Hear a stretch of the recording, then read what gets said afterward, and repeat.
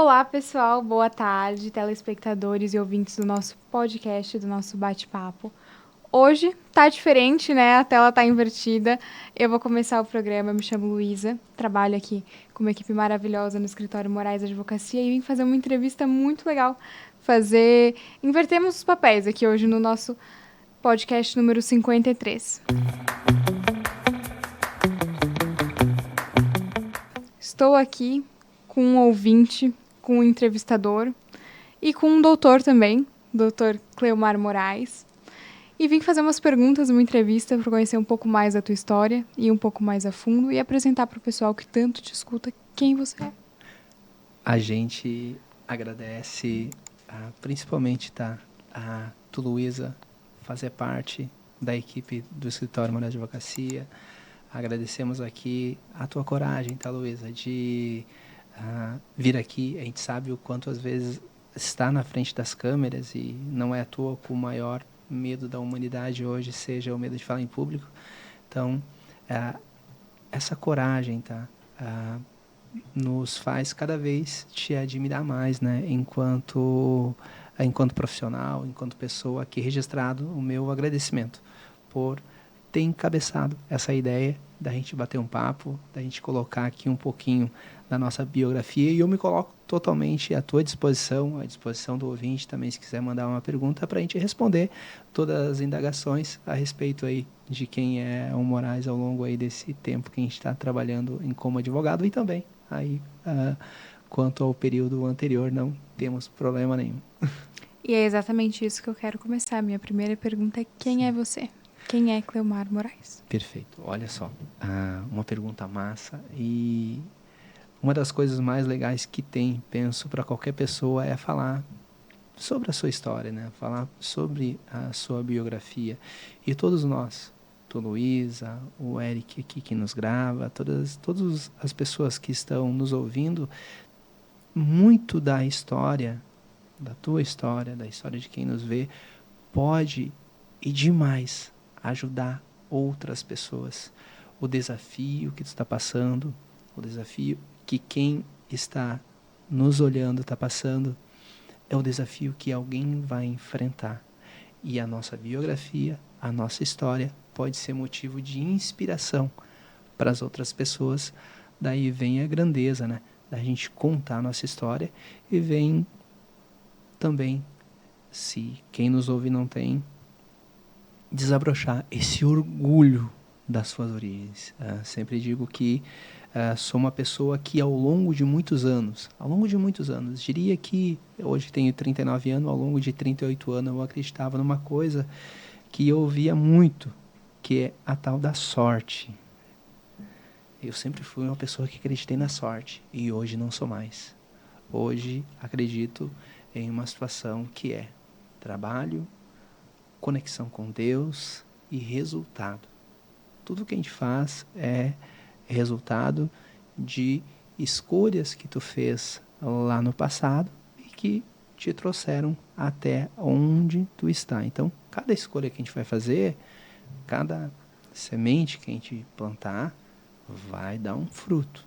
Qual o fruto que você está plantando? Qual o fruto que eu, Dr. Moraes, estou plantando? Não é sorte nunca, é resultado de alguma coisa que a gente fez, de uma semente que se plantou. Então, se tu me perguntar quem é o Dr. Moraes, eu diria alguém que acredita que as atitudes que a gente faz, as sementes que a gente planta, é o resultado da nossa vida no futuro. Então, quando eu penso sobre mim, eu digo isso. Não sou uma pessoa que acredita na sorte, tá? Eu sou uma pessoa que acredita em plano, em boas atitudes e resultado desses planos e dessas atitudes que tu tem dia a dia. Com certeza. Uhum. A constância e a disciplina. Uhum. Né? E eu quero saber um pouco mais sobre a tua infância. Infância, perfeito, boa Quem pergunta. você era? Massa, olha só. Ouço a história de que a minha mãe, ela engravidou quando ela tinha aproximadamente 15 anos de idade, e daí, dada a tenridade e dadas as dificuldades que ela passava na época, ela acabou que antes dos 16, por questões aí à vontade dela, não tendo condições, e daí a minha avó me pegou lá com 3 meses de idade e me acompanhou, né, ao longo de toda a minha trajetória até a situação dos 18 para 19 anos, quando daí saí de casa e passei aí a ter um caminho solo, né? E daí teve algumas situações ao longo ali da minha trajetória, né? Até os 18 anos, que me marcaram um pouco. Posso citar ao menos uns 3.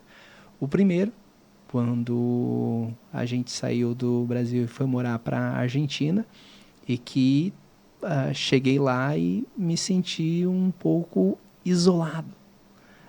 Uma nova língua, novas escolas, até se adaptar foi um desafio gigante.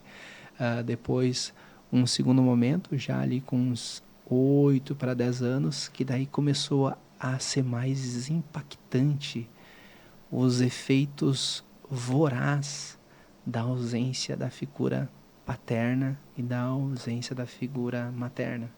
Porque daí tu começa a ver o Dia das Mães, o Dia dos Pais, as coisas que vão acontecendo na escola, e daí tu não tem a figura do pai e da mãe ali para fazer tudo o que as pessoas estão fazendo. E lembro que teve alguns momentos de choro no escuro do meu quarto sozinho, tá? Aquele momento foram fortes, tá? Muitas crianças, sobretudo ali que estão entrando na adolescência, um pai e uma mãe ausente, não sabe o quanto é impactante para uma criança. Muitos se forjam, né? Muitos adolescentes, muitas crianças se forjam no aço para passar por essa fase, mas muitos, se não tiver ajuda, o efeito colateral da ausência do pai e da mãe pode os acompanhar para o resto da vida, e daí não conseguem seguir, se não procurar ajuda. E um terceiro momento foi daí já no final ali da adolescência, que foi quando realmente a gente percebe, em que pese a tenra idade, o quanto é necessário a presença do trabalho. Já ali com 14 para 15 anos, comecei a trabalhar vendendo algumas coisas, comerciante lá na rodoviária de Porto Alegre, já no Brasil novamente, e ver a necessidade da gente ter renda. E o quanto a renda, ela faz a diferença na situação do dia a dia de uma família. Pode aumentar a saúde, pode trazer qualidade de vida, e ali é onde começa daí uma carreira de empreendedorismo, né, que se estende até o dia de hoje. Muito bacana, e com essa história tu com certeza traz muitos conhecimentos, muito bacana. E eu queria saber um pouco dos teus valores que você formou ao longo dessa história. Quais são os valores que você carrega consigo hoje? Perfeito. Esses valores eu gosto de conversar sempre com a minha filha, né? Eu sempre digo para ela, e isso é algo que há um bom tempo aí trago comigo e que acho muito legal, que é a gente ter o cuidado. Conversava contigo curiosamente antes da gente conversar o podcast a respeito disso, que é a gente ter sempre Deus em primeiro lugar, depois a gente ter o cuidado de cuidar da nossa saúde, o cuidado de cuidar da nossa família, e só depois da família a gente pensar no contexto do nosso trabalho. Então, se tu me perguntasse quais os teus valores morais, os meus valores, eles estão baseados em 4 pilares. Valores íntimos meus, né? Que não se confunde com os valores do escritório, ali que são um pouco diferentes, né? Mas que se a gente olhar os valores do escritório, por trás dos valores do escritório está isso aqui. Está isso aqui. Mas intimamente, pessoalmente, hoje eu diria Deus no coração. E quando a gente tem Deus no coração, a gente cuida das pessoas, a gente cuidar da nossa saúde, a gente está bem tentar tomar água, fazer academia, ter uma alimentação um pouco balanceada. Tá certo que às vezes a gente vai na academia e depois toma um cachorro quente, que nem eu fiz ontem. Mas ter essa ciência de que tem que cuidar da nossa saúde. Porque sem a gente estar próximo de Deus, sem a gente cuidar da nossa saúde, não tem como cuidar da nossa família. Com certeza. E não tem como colocar o trabalho na frente da nossa família. Porque uma pessoa rica, que no processo de riqueza, perder a família, perder sua saúde e se afastar de Deus, acho que é uma das vidas mais ingratas que esse homem ou essa mulher vai ter. Queremos sim trabalhar, queremos e tenho certeza seremos milionários. Amém. Absoluta certeza. Mas para alcançar esses tantos zeros, a gente vai colocar esses 3 valores antes, sendo o quarto o trabalho, de uma maneira hierárquica. Sempre assim, em primeiro Deus, saúde, família e trabalho.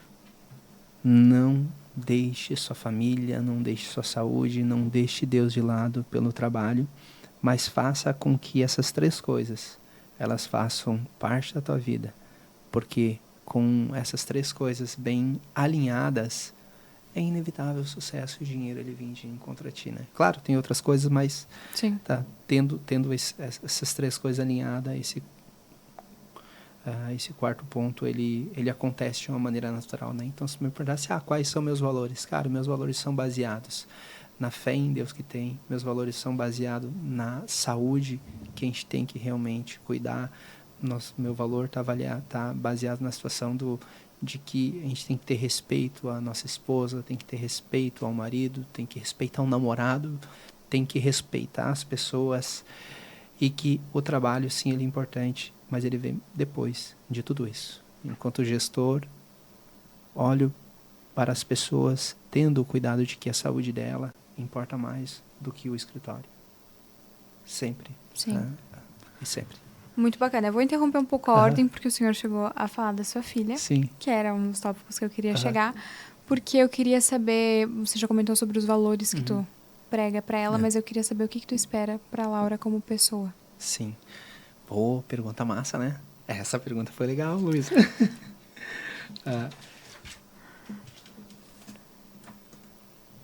Quando penso na Laura, e dia a dia faço isso com ela, que é o seguinte. Falo sobre aqueles, uma vez por mês ali, às vezes até uma vez por semana, dependendo do momento que eu estou vendo que ela está passando. Aí eu abordo esses valores, né, esses 5 valores, porque eu falo de um quinto aqui para ela, eu digo para ela, filha, o que vem em primeiro lugar? E ela fala Deus. Filha, o que vem em segundo lugar? E ela fala a saúde. Filha, o que vem em terceiro lugar? E ela fala lá família, trabalho. E o que vem em quinto lugar, Laura? Ela diz diversão. E eu pergunto, por que vem diversão? Porque sem dinheiro não tem como a gente se divertir. E isso é bem abstrato, né? Mas a essência, a criança consegue identificar. E daí agora eu comecei a trabalhar um 6º momento, que é o poder do pensamento. O poder do que tu fala. E daí comecei no primeiro momento a falar da importância do que se fala, né? Filha, sim, tudo que tu falar é. Então, esses dias ela estava falando com bastante frequência. Eu tenho medo, eu não consigo, eu não sei. E daí eu comecei, filha, diz eu sei. Mas eu não sei.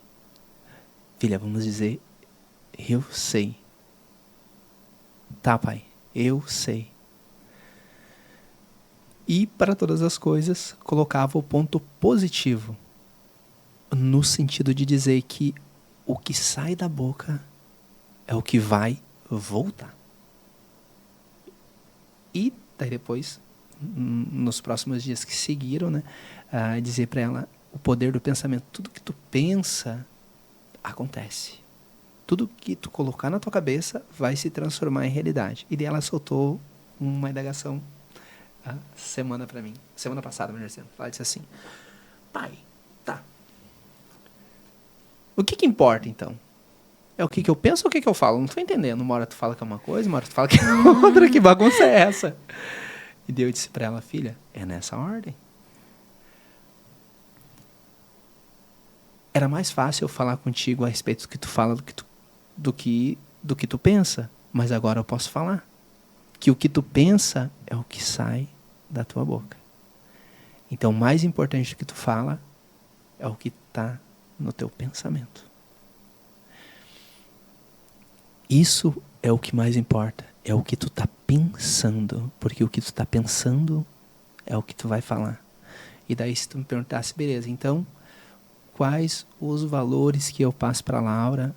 O que eu espero? Eu espero que ela faça algo que eu penso que é uma das coisas mais importantes. Que ela aprenda a pensar e tenha o senso crítico de não apenas saber o que é 2 mais 2, 4 mais 4, mas como se chegou nessa equação. Isso é o que eu espero dela. Vou instruir e desenhar um caminho, claro, e daí isso que vai ficar registrado para daqui a 100 anos, se bobear tudo na internet, né?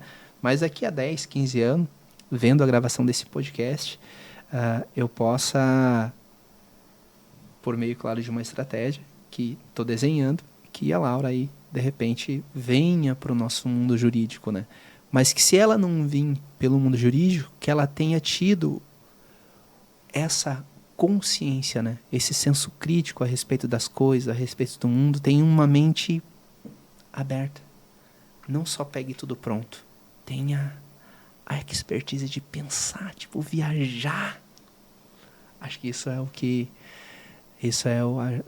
o grande desafio. A gente ensinar as pessoas a pensarem, fazer boas perguntas e fazer a pessoa procurar resposta e isso. É aquela parada que tu conversava antes, né, Luísa? Toda empresa, ela é processo pessoas. Toda empresa é processo pessoas. Nós três estamos trabalhando aqui, no Morada de Advocacia. Se a gente for trabalhar lá numa outra empresa de calçado, for trabalhar lá numa outra empresa de mecânica, seja o que for, vai ser pessoas também. A única coisa que vai mudar é o procedimento. Mas qual que é o detalhe? O procedimento às vezes mata a pessoa. Ou mata o futuro da própria empresa. Porque a gente se apega tanto, mas tanto ao procedimento, que a gente não dá espaço para criatividade. E o que a gente conversava antes? Luísa tem total liberdade para, se conseguir fazer mais em menos tempo ou fazer mais gastando menos, assim fazer. Agora, se, claro, mudar o procedimento e fazer menos do que estava fazendo, daí volta pro procedimento. Pelo amor de Deus. Mas ter essa liberdade criativa. Porque isso é que faz voar, né? Isso é o que eu quero para minha filha, né? É uma mente criativa que pense. Com certeza. E um passarinho me contou que ela não quer. Ela tá pegando trauma de pai e mãe, eu acho. Mas ela é muito esperta, né? Sim, ela é muito rápida, ela é muito... Sim. É um desafio, né? Mas veja só, uma coisa que a gente, enquanto pai, né? A gente tem que ter esse cuidado, né? E daí a mãe dela, a Jennifer, eu, Moraes, a gente tem que cuidar com o seguinte. A criança, ela vai ver o que a gente está fazendo e como que a gente está reagindo, né? Então, o íntimo do lar, da casa da mãe dela, não sei como é que é, né? Mas, se Por exemplo, vamos pegar aqui 2 coisas que podem acontecer. Ali na fase que ela está 9 e para 15, 16 anos. Ela pode fazer alguma coisa para contrariar, e pode ser natural, né? Uhum. Ou ela pode fazer alguma coisa para retratar o que a gente está fazendo inconscientemente. Olha só que pira louca. Mas tem tudo a ver. A Laura tá em casa e eu chego. Meu Deus do céu, que cliente chato do caralho. Meu Deus do céu, não suporto nem ir para aquele escritório. Que agenda cheia, eu vou ter amanhã. Então o que eu tô fazendo? Eu tô matando Sim. o sonho. Então o que eu tenho que fazer? Cara, será que eu não tô fazendo isso? O que a Jennifer, mãe dela, tem que fazer? Será que eu não tô fazendo isso? Porque às vezes não é uma escolha da criança. Não é uma escolha da criança. É só o espelho. Sim. Cai. Então esse... E daí volto a dizer, eu não sei como é que é o íntimo da casa da mãe dela, como é que as duas convivem, etc. Em que pese muita proximidade tem com a mãe dela. E isso serve até de reflexão para mim. Cara, se a Laura tá fazendo assim, o que eu tenho de culpado nessa decisão dela? Será que eu não tô fazendo isso em casa, involuntariamente, não tô percebendo? Até fica uma reflexão para mim fazer. Né? Agora pode ser uma simples revolta, né? Só quero ser do contra. O que, quando jovem, é bem normal. Bem normal. 9 anos aí, às vezes é só porque não quer. Sim, não quer, por que não? Uhum, sim. E sabendo que depois do trabalho vem a diversão, como passado para Laura. O que você faz quando você não está de terno e gravata? Perfeito. O que você gosta de fazer para relaxar, para esquecer dos casos, para esquecer da justiça? Perfeito. Cara, boa pergunta, tá? Eu gosto muito de rave e gosto muito de festa eletrônica. Festa eletrônica mais curta, né? A Sunset e rave. Agora tem carnaval já. Temos com 2 agendadas, né? Um Surreal e uma Green Valley para ir. E essa é a situação do nosso hobby. Até antigamente publicava bastante festa. Ia na Green Valley, fazia uns 30 stories. Ia no El Fortin lá, postava 20. Ia pro After e postava mais 5. E daí eu gosto de fumar um narguilé também. E postava narguilé pra cá. Narguilé.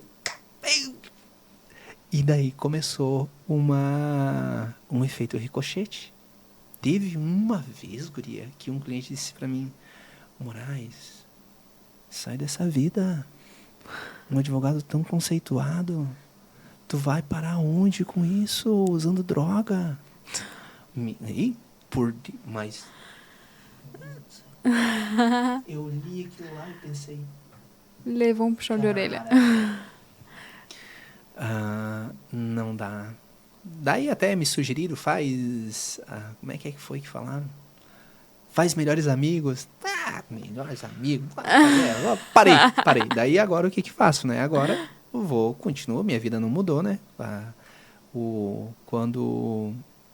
Principalmente quando a Laura tá com a mãe dela, eu vou pros relé, minha vida privada continua, isso eu gosto demais, né? Gosto da música eletrônica, só que não publico tanto mais, né? Por uma questão ali de não trazer uma visão muito impactante para o cliente que tem uma visão do advogado de uma maneira e está aparecendo de uma maneira completamente diferente do que é a realidade do que ele imagina, né? Eu lembro até uma vez que eu atendi um cliente de aposentadoria aqui, e daí, curiosamente, naquele dia, eu cheguei no escritório até uma moça que trabalhava com nós disse assim: nossa, vai casar hoje? Tipo, tava que nem um bonequinho, né? Certinho, tudo alinhado. E daí atendi uma cliente, funcionária pública, um pouco diferenciada, né? E foi um atendimento muito legal. Fechamos o contrato, tudo certinho. E daí eu fui pra academia. E daí eu sou todo tatuado. Tenho mais de 80% do corpo tatuado. E daí encontrei a cliente no mercado. Meu Deus. Doutor Moraes é tudo desse jeito? Aí foi mais ou menos assim, cara. Tipo, Meu Deus do céu, não acredito que é um advogado. Não é aquilo que eu desenhei. Não é aquilo que eu desenhei. Então, qual foi a tua pergunta mesmo? Me esqueci já. Tu perguntou... O que você faz nessa hora do seu tempo Ah, vago? sim. Mas isso, eu contei essa história para dizer como é impactante, né? O que a gente faz, quem é Sim. o advogado nos bastidores, se comparado com o advogado do dia a dia ali no escritório, no front, atendendo o cliente, etc. Mas essa parada de ter o cuidado de ser advogado respeitando alguns requisitos te faz ser visto pelo cliente de outra maneira. Esses dias eu até estava conversando de uma maneira isolada com pelo menos umas 2 ou 3 pessoas aqui no escritório a respeito de que o cliente, ele, quando te vê, ele pode fazer 2 coisas. Ele pode te olhar ou ele pode olhar para a tua roupa. Se tu estiver alinhado, ele vai te olhar. Se a gravata estiver torta, ele vai olhar para tua gravata. E daí, fodeu tudo. Então, assim, quer ser um advogado e ganhar muito dinheiro, ter muito sucesso, cuide com os detalhes. Quer ser um advogado e ganhar dinheiro, não cuide com os detalhes. Tu vai ganhar dinheiro. A pergunta é a seguinte: tu quer ser milionário ou tu quer ganhar dinheiro? Se quer ganhar dinheiro, cara, pode vir de qualquer jeito, não. Mas pode vir com o básico. Basta. O pouco basta. Vai dar pra ganhar dinheiro com o pouco. Agora, se tu quer... Cara, que nem diz uma amiga minha, tu quer ser pica, os detalhes, meu. É a gravata, é o sapato, esses dias... Até essa semana. Eu tinha um sapato que o cadarço do sapato estava manchado. Pegou clorofina. O cara estava me incomodando aquele cadarço manchado. Então é isso. Tipo, é cuidar com os detalhes. Claro, não estou dizendo que eu sou perfeito, pelo amor de Deus. Inclusive a minha xícara aqui, eu botei ela no micro-ondas e ela trincou. Mas essa xícara aqui eu ganhei do Jonas. É um amigo meu de longa data, advogado lá em Sapiranga, e ele, quando fiz 5 anos de advocacia, ele mandou essa xícara de presente lá do Rio Grande do Sul para cá. Então, quebrada ou não, ela vai ficar comigo até enquanto der para me usar ela. Tem algumas coisas que não é aparência, é muito mais, né? Mas por que eu cito aqui a xícara? Porque não é tudo só aparência. A gente não é perfeito. Tem algumas coisas que transcendem. Só que as pessoas vão ver. Elas vão até... Quando uma pessoa vê alguém perfeito, ou entra numa sala onde tem tudo perfeito, tem uma coisa diferente, a pessoa vai perguntar o porquê. Sim. E aí tem uma história para contar. Agora, quando não cuida de detalhe nenhum e tem mais uma coisa imperfeita, nada chama atenção. Inclusive o imperfeito é mais alguma coisa errada no que está tudo torto. Sim. São quase 40 anos, doutor. 40 anos, dá pra aprender bastante coisa, dá pra guardar bastante coisa. E o que você diria pro seu eu de 18 anos? Qual era a dica que você daria, de repente, para um crescimento, para corrigir algo que você tenha visto que poderia ser melhor? O que você falaria para ele?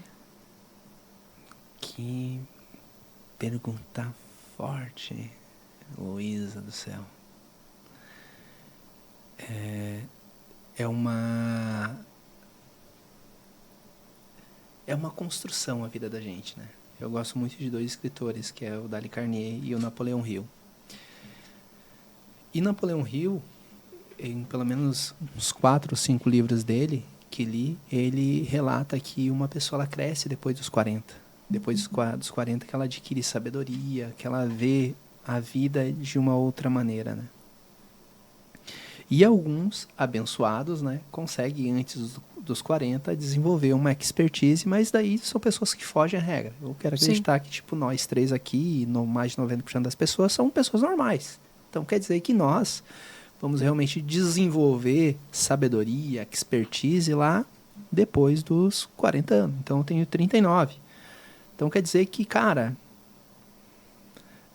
eu ainda nem comecei uma carreira em que eu tenha sabedoria para ver a vida de um modo diferente, como poderia ver quando chegar lá nos 40 anos, né? Me considero uma pessoa normal, não sou fora da curva, não. Mas tem uns abençoados que são, vamos supor, e assim eu e tu somos normais. Hoje, com 39 anos, eu vejo 3 coisas que foram muito impactantes na minha vida. E se eu olhasse lá para o moleque de 18 anos, que se achava imortal, hoje eu vou no rolê, às vezes ali com um afterzinho eu saio lá. Isso eu não vou falar. 3 horas da tarde não estou em casa ainda. Sim. E comecei no dia anterior lá.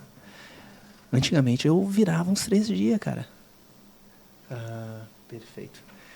Virava uns 3 dias no rolê. Se sentia imortal. Eu não vou morrer, cara. Nossa senhora, loucura, cara. É a festa que não se acabava mais e... realmente, a gente, quando jovem, principalmente o menino, né? O homem, ele se sente imortal. A mulher um pouco mais também, tá? Porque tinha umas doidas lá que seguiam o mesmo ritmo que eu. Tá? Mas 3 coisas, sobretudo depois dos 30, que fiz... que se tivesse feito, nossa senhora. Luísa. Deixa eu anotar. Assim, ó. E são coisas simples. A primeira delas, a leitura, cara. A leitura. A leitura como um alimento. Cara, uma pessoa que não lê 30 minutos por dia vai me perdoar. É um pobre. No futuro. Ponto. Não quer ler? Não tem problema não. Tu vai ser um pobre. Não quer ler, vai ser um pobre. Ponto. Se tu pode ser uma pessoa fora da curva, né? Tem alguém... Assim, vamos supor que tá normal. É o Moraes, é que nem o Moraes, é que nem a Luísa, é normal. Se é uma pessoa normal e não lê meia hora por dia, vai ser um pobre pro resto da vida. Ponto. Lê mais de 1 hora por dia. Opa. Aí tu tá no jogo aí tu tá num jogo diferente. Aí muda o jogo.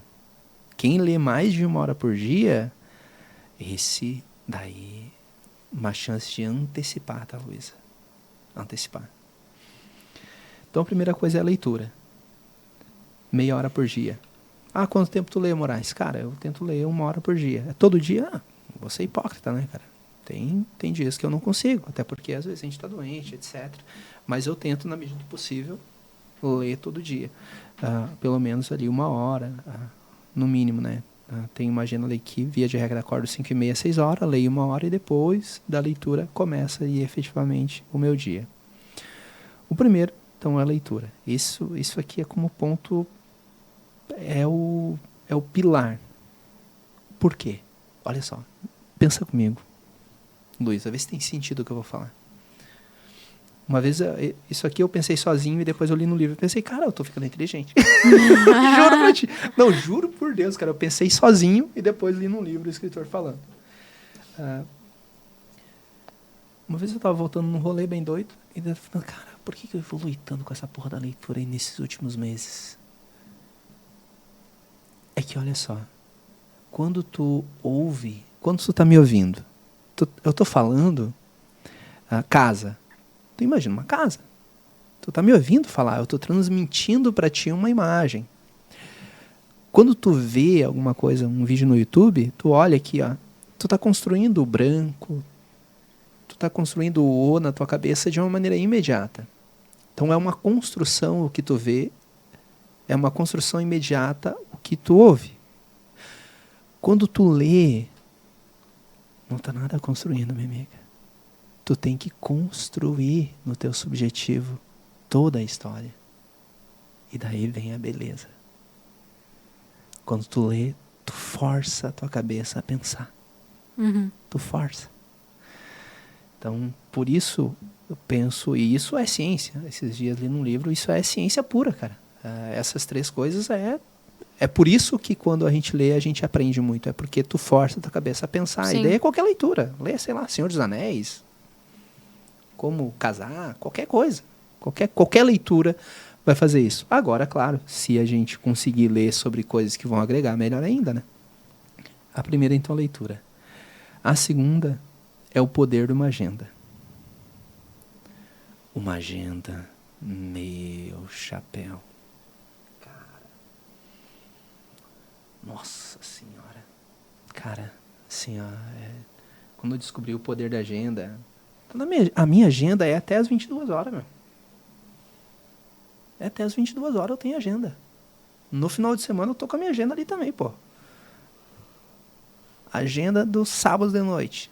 22, vou pro rolê. Volto. Não tem. Não, mas tipo, tem que estar na agenda. Sim. E o terceiro, e o mais importante, respeita ela. Respeita ela. Porque se tu colocar na agenda que tu vai levantar às 6 da manhã para ler, das 6:30 às 7, e tu não respeitar, não vai dar certo. Então, essas 3 coisas, se eu pudesse ir lá no Moraes com 18 anos e dizer para ele, cara, aqui ó, isso aqui vai levar ao sucesso. Porque se eu leio, eu ia despertar a cabeça para outras coisas que eu poderia fazer. Sim. Não teria consciência do que fazer, o que eu queria, mas iria aumentar o senso crítico, né? Essas 3 coisas apenas.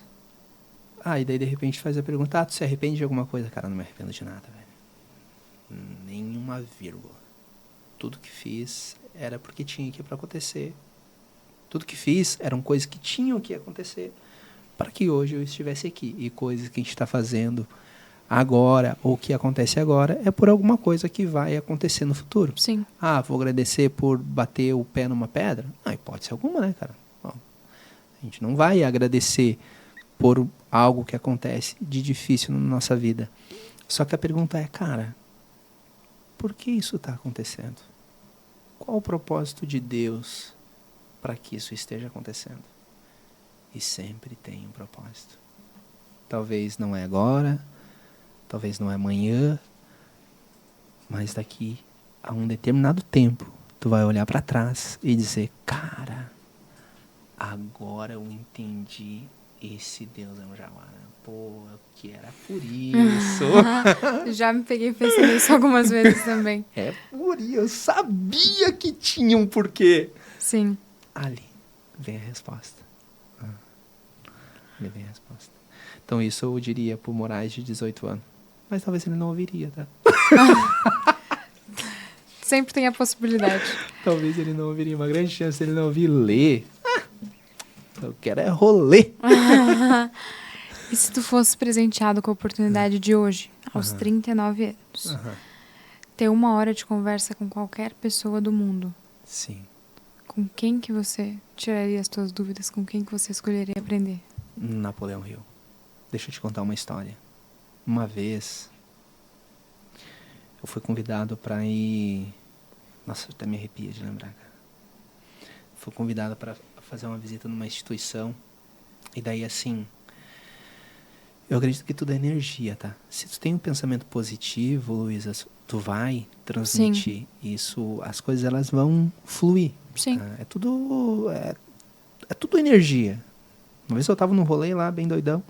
E daí comecei a conversar com um cara de São Paulo lá. E ele tava falando, cara, uma vez Einstein... Palavras dele. Uma vez Einstein fez uma pesquisa para ver qual que seria a essência de alguma coisa.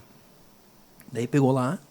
pegou aqui essa tábua aqui. Vamos ver a essência da tábua. Ou pega nós, ver a nossa essência. E começou a ver com um telescópio. Ver lá na essência, no profundo de alguma coisa, o que tem lá dentro. É só uma energia. No fundo, eu e tu, tudo que está aqui é energia. Tudo é energia. Então a pegada é, qual energia eu estou emanando, o que tem no meu pensamento? É isso. O que que tu emana. Isso tu vai atrair também. Sim. Daí tu voltando ali. Fui convidado para um evento às 5 da manhã. Daí eu pensei, cara, qual louco faz um evento às 5 da manhã, né, cara? Não, era às 6 horas. 6 horas da matina. Mas eu tinha que acordar às 5 para estar lá às 6. Acordei às 4h30 para não chegar atrasado. O evento começava às 6 horas da manhã. Gabriel, o nome do menino que me convidou. Ele é representante de uma instituição que vende seguro de vida e seguro, etc. Me convidou. Cara, vamos lá fazer parte do evento. Tinha que chegar às 6 horas da manhã. Tinha que pagar 50 mango. Daí eu pensei, cara, pagar 50 reais tá lá e ainda levantar às 4h30 da manhã. Vamos, fui lá. Cheguei lá e era 5:50, a hora que eu cheguei lá, já estava todo mundo. Eu fui o último a chegar. Eu cheguei atrasado, chegando 10 minutos mais cedo. Tava todo mundo lá. Toda a quarta-feira tem reunião dessa instituição em todo o planeta Terra. E todo mundo chega antes das 6. Todos. E antes das 7 tá todo mundo liberado. E aquele dia tinha um cara apresentando. Um baixinho, com uma barba grisalha. Começou a falar. E eu comecei a prestar atenção. E quanto mais ele falava, mais eu via Napoleão Hill. No final, eu fui obrigado a chamar o cara. Eu disse assim, cara, eu li um livro esses dias e ele foi o precursor para que eu lesse outros. Ei, cara, tu lembra muito Napoleão Hill? E daí ele disse assim, eu sou representante no Brasil da Associação Napoleão Hill. Por que eu conto essa história? Energia, cara. Energia. Ninguém precisa falar. A gente sente. Quem é bom não precisa falar que é bom, cara. Não precisa. É só existir que vai emanar energia. A pessoa vai sentir, vai perceber. Não precisa nem abrir a boca. É só ser realmente e estudar realmente aquilo que tu vai se transformar nisso, e as pessoas, elas com o tempo vão ver a grandeza, né? Desde que, claro, faça outras coisas antes para chegar até aqui, né? O Laércio, o nome dele, é representante da instituição Napoleão Hill dos Estados Unidos, aqui no Brasil, e dá mentorias, né? Baseado aqui no conceito de Napoleão Hill. E se eu fosse hoje pedir 1 hora de bate-papo, mas seria esse o cara. O primeiro livro que eu li do início até o fim foi o dele. E depois desse eu já perdi as contas de quantos livros dele li. O cara é monstro. Ele é monstro, tá? BNI é o nome da instituição, tá? BNI.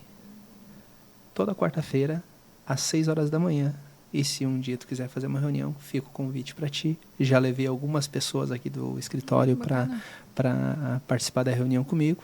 Alguns disseram, pô, Moraes, às 4 horas eu vou ter que levantar, mano.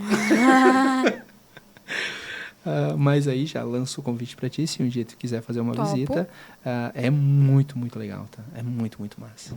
Uma das instituições aí que conheci e que foram uma das que abriram um leque de possibilidades e um leque de oportunidades e visões de um mundo que, se não fosse a instituição, jamais teria, tá? Jamais teria. É o conhecimento libertando. Aham. E por que o direito? Sempre foi uma escolha? Pergunta. Sempre foi, nunca não teve escolha? Foi uma decisão certeira? Como foi? Boa pergunta. Eu acho que eu nunca respondi isso, cara. No podcast, né? Já conversei com pessoas. Mas olha só. O sonho desde criança era ser professor. Sempre. Desde criança foi ser professor. Desde que eu me conheço por gente. Pô, eu tinha lá 5, 6 anos. Lembro da minha primeira professora, Evelise, o nome dela. Uma galega de olho claro, verde.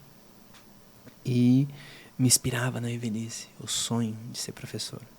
E daí chegou os 12 anos, 13. Daí na época tinha o cinema em casa, a sessão da tarde. Não é teu tempo, né? Mas nesse período de TV aberta, que se olhava muito o SBT, muito o Globo, tinha a sessão da tarde, tinha o cinema em casa. O cinema, ele era muito forte. E o que se via no cinema era advogado rico, poderoso, com carrão, coisa arada, e etc, e etc. E daí eu pensei, que professor nada. Eu quero é ser advogado, meu. Uns caras aí de conversível, e terno e gravata, Sim. e ar-condicionado. Mudei meu sonho. Quero é ser advogado. Sim. Mas lá no íntimo do meu coração, ser professor não se apagou, tá? Tanto é verdade que no primeiro dia de faculdade, o professor perguntou o que cada um queria ser. E ele perguntou pra mim, o que tu quer ser, Moraes? E eu falei, eu quero ser professor, em vez de dizer advogado. Daí todo mundo olhou, tá, mas por que tá fazendo direito? Deu, não, peraí, deixa eu mudar. E depois de algumas semanas, né, estudando direito, eu percebi, cara, um advogado, ele pode ser professor. Um advogado, ele nada mais é do que um professor. E daí, ali, eu vi assim, cara, que massa, hein? Olha só o que Deus fez. Conseguiu unir 2 sonhos em um. Pô, que massa aqui.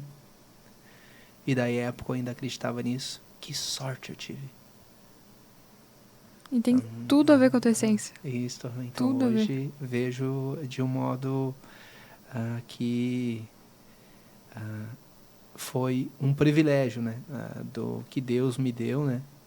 Em decorrência de escolhas e desafios que não foram deixados de lado, né? A gente continuou, correu atrás, mesmo algumas coisas não dando certo. Teve uma situação na faculdade que eu lembro, chamou muito a minha atenção, que foi ter rodado em algumas matérias. E a gente fica se perguntando, cara, será que é pra mim esse trem aí, cara? Eu rodei numa matéria, eu vou rodar em 2, puta merda, todo mundo tirando 10, eu não passo do 5. E a gente não desiste. E continua. Porque é persistência, cara, é não desistir. Tem nada a ver com sorte, não. Tem a ver com Deus, mas com sorte, não. Sim.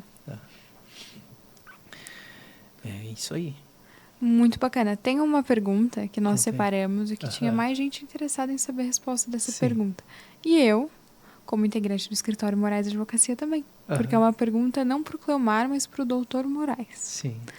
Como você acha que seus funcionários te veem? É desafiadora essa pergunta. É que é um pouco difícil a gente falar de alguma coisa que vá trazer um impacto para nós quando a gente faz uma análise crítica da gente, né? Porque todo mundo acha que é a melhor pessoa do mundo, né?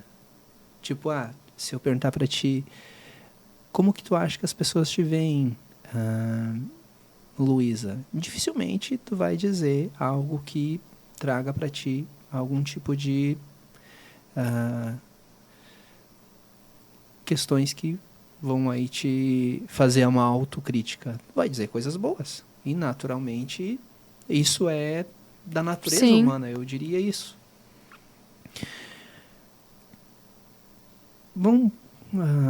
Eu gosto muito de dividir em 3, mas vamos colocar aqui pelo menos uns 3 pontos, né, que eu penso aí, talvez esteja errado, porque é difícil entender como tu me vê, né, Luísa? É difícil entender como as pessoas me veem. Vamos dizer como, na minha cabeça, talvez, aí a galera me veja, né?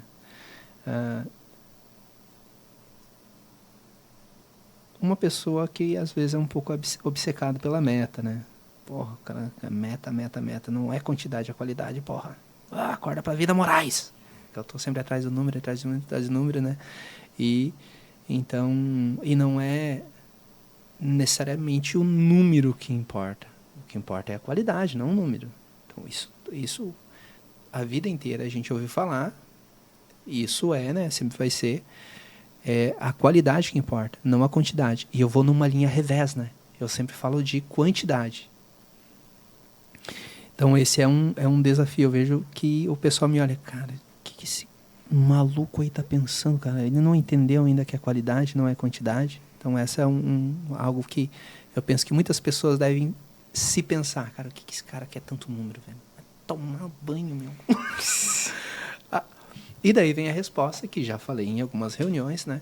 Que o porquê obcecado tanto pelo número, né? Porque a gente fica a vida inteira esperando a boa ação. Quando a gente poderia ter 20 ações mais ou menos e teria o mesmo resultado. Sim.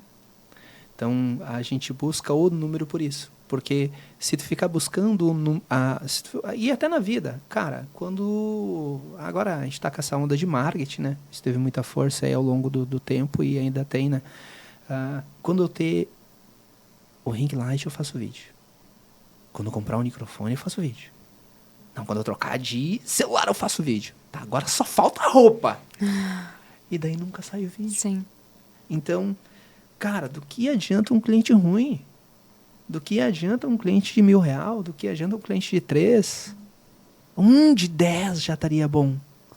E perde 10 de 1.500. O cara teria 15 já, porra. Então, acho que esse é um ponto que eu penso que as pessoas veem, né? Do Moraes diga assim, mano do céu, porra, dá um descanso. E eu tô ali. Então, esse eu penso que é uma... E é natural, né? É natural esse como me vê, né? De uma pessoa um pouco obcecada ali pela estação da meta, né? Um outro ponto que penso aí que a galera acaba verificando, que é o seguinte, a gente sempre está no dia a dia pedindo ali para, de algum modo, né, o pessoal tá compartilhando, tá, de algum modo, na medida do que tiver alcance, participando ativamente da rede social. E é uma questão que, cara, não é de todo mundo. Eu não gosto de fazer a porra do vídeo. Eu não gosto de fazer conteúdo. E às vezes eu tô ali, mas o que custa? Só uma fotinha. Esses dias eu comprei um tripé pra cada um, né? E eu cheguei na sala de algumas pessoas, eu comprei um tripé aí pra ti de presente. Isso aqui é um ultimato.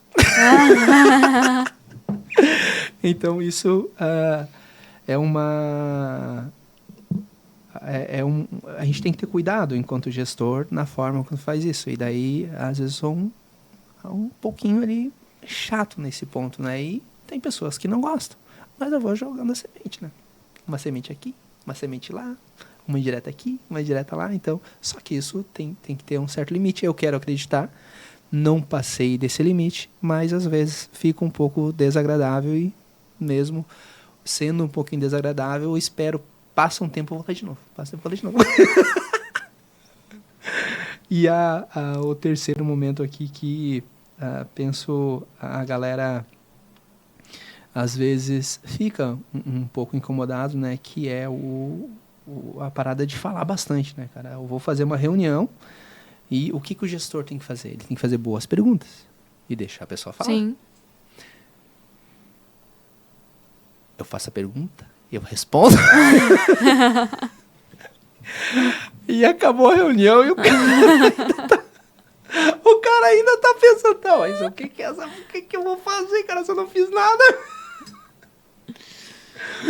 Então, veja que mas é algo que a gente sabe que a gente tem que nos adaptar e estamos tendo ciência disso, lendo, fazendo curso, para ir se moldando e não ser tão impactante, né, na tua vida, numa reunião que eu faço contigo, né, Luísa? não ser tão impactante numa reunião quando eu estou fazendo ali com a situação do Eric, para permitir deixar o Eric pensar. Sim. Deixar tu, Luísa, pensar, fazendo boas perguntas. Quando tu pensa, nós dois crescemos. Quando eu faço a pergunta, eu dou a resposta e não deixo tu falar, daí... Então, isso é algo que tenho ciência de que está acontecendo, e por ter ciência também estou tratando, e a gente vai evoluindo com o tempo. Então, penso que esses 3 pontos são coisas que acredito, talvez eu esteja errado, né, que a pessoa aí pense, né, sobre o Moraes, né. Bom, não sou eu que vou te passar o que penso, mas achei muito Sim. bacana. Foi um bate-papo bem completo. Sim. Mas tem uma pergunta que eu acho que é a que mais me interessa, que eu mais quero saber. E essa pergunta eu gostaria que tu desenvolvesse bastante também sobre ela. Hoje nós estamos em 2025. Em 2030, onde estará o Escritório Moraes de Advocacia? Sim. Onde estão os teus planos a médio prazo? Perfeito. Então, temos 2 planos aqui, né? Um de 20 anos. E vamos botar um aqui de 10 anos, né? Tu falou 5 ou 10? 5. Sim. Tá, então vamos dividir aqui, então, em 5, 10, 15 e 20. Eu tenho um plano para 20 anos. Que engloba o nós, né? Então, qual que é a ideia? Em 20 anos, 500 escritórios. Então, quer dizer que dentro aí desse período de 4 anos, né, a gente tem que ter pelo menos uns 100 escritórios por ano. 100, 200, 300, 400, 120. Então, daqui a 5 anos, a ideia é a gente ter 120 escritórios, com pequenos núcleos, com 2 pessoas, tendo a possibilidade de ter até 10 pessoas. Então, a gente não abre o escritório com 2 pessoas, podendo ter até 10 pessoas, né, num lugar só. E o que vai determinar o crescimento, né, é o resultado. Então, esse é aonde me viria daqui a 5 pessoas em se tratando de escritório, né? Escritório. Então, esse é o objetivo. A gente já tem um plano para esse ano e para o ano que vem de 4 escritórios, né? Nesse estilo aqui, né? Nesse estilo. E daí, a gente está estudando de uma maneira constante para fazer com que esse desafio aqui, eu diria, absurdo. Uma vez eu estava falando desse plano aqui para um outro advogado, ele disse, cara, ninguém no Brasil fez isso, velho. Ninguém no Brasil. Eu acho que, Moraes, 500 escritórios, nenhum país do mundo tem isso, velho. Então a gente vai ser o primeiro. Então dá um frio até na minha barriga. Então, mas esse é o objetivo. Em 20 anos, a gente ter 500 escritórios. Nos próximos 5, a gente ter 120 escritórios. Só que, hipoteticamente, se a gente em 5 anos não ter 120 escritórios, dentro de 10 pode ter 250. Se dentro de 10 anos a gente não ter os 250 que precisa, que seria, se dentro de 10 anos não ter 240 escritórios, que seria, de repente, o necessário, nos 11 a gente tem 300. Então, o que é legal? Olha só. O legal é o primeiro. Desenvolver bem uma matriz. A gente ainda não tem uma matriz. Por que a gente não tem uma matriz? Porque o escritório aqui de São João Batista, ele foi feito de uma maneira um pouco apressada. A gente saiu da enchente, veio para cá. Sim. O escritório de Tijucas, a gente estava pensando até em fechar, para ter uma matriz única, trabalhando para o Brasil inteiro, com 100, 150 pessoas trabalhando. Sim. E os planos eles vão mudando. Até esse plano de 20 anos, tinha plano de 6 meses, 1 ano.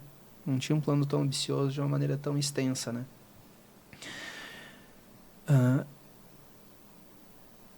Então, quer dizer que tanto o escritório de Tijucas quanto o escritório de São João não são protótipos. O primeiro protótipo vai ser Major Gersino, que se der tudo certo, né, a gente tem algumas metas para bater aqui, tudo depende de números, né? Sou um fã dos números. Mas o primeiro protótipo ele vai ser a cidade de Major Gersino. E o segundo protótipo vai ser Brusque. O de Major vai ser para trabalhar uma pessoa. E o de Brusque daí já vai começar com o protótipo realmente que vai seguir todos os outros, que é começar com 2 pessoas, né? Podendo atingir um número ali de até 10 pessoas trabalhando no mesmo lugar, né? Daí tem toda ali uma forma, né? Então, se tu me perguntasse, qual a ideia para o futuro? A ideia é essa, né? Compartilhei aí. Penso que quando a gente fala as coisas, a gente está assumindo um compromisso com o público. Quando eu falo pra ti, meio que eu tô assumindo um compromisso contigo. Então, tipo, eu me forço. Cara, vou ter que ir cumprir essa porra toda aqui, meu Deus. Já pensou daqui a 5 Tá anos? registrado. Daqui a 5 anos, os caras me veem que eu não consegui nada. Então, meio que quando tu politiza alguma coisa, tu te força a cumprir a parada. Claro que pode acontecer tanta coisa ao longo do caminho, né? Sim. Tanta coisa, mas a gente tem que ter um plano, né? Tem que ter um projeto. E eu acho que isso aqui é plenamente possível, tá? É uma situação muito tranquila. Claro, demanda muito, muito trabalho. Mas a gente está aqui para isso, né, Luísa? Sim. Tá aqui para isso. Esse é o objetivo, trabalhar. Esse seria ainda a resposta. Era essa a pergunta mesmo? Era essa a pergunta. Perfeito. Então, tem muitos planos, muito sucesso pela frente.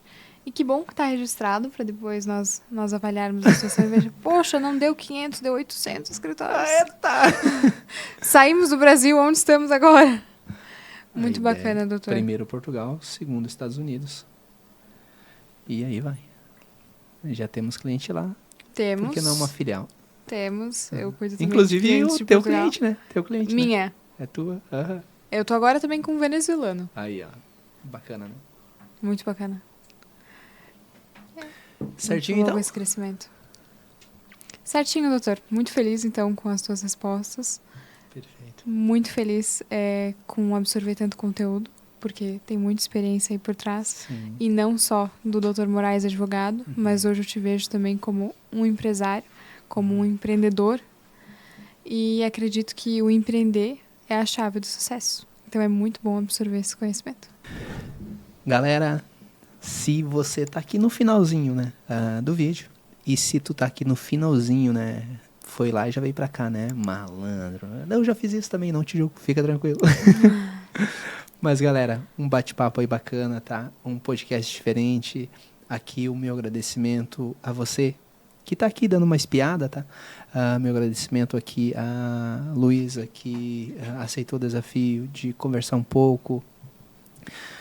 Nos permitiu contar um pouquinho da nossa história e tenho certeza, como a tua biografia pode inspirar várias pessoas, de algum modo a minha biografia também inspira outras. Então é legal. E até eu lanço o convite. Se você está nos olhando aqui de São João Batista, aqui de região, dá um oizinho aqui no nosso Instagram. Bora bater um papo aqui comigo, um papo com a Luísa. Um forte abraço. Deus abençoe.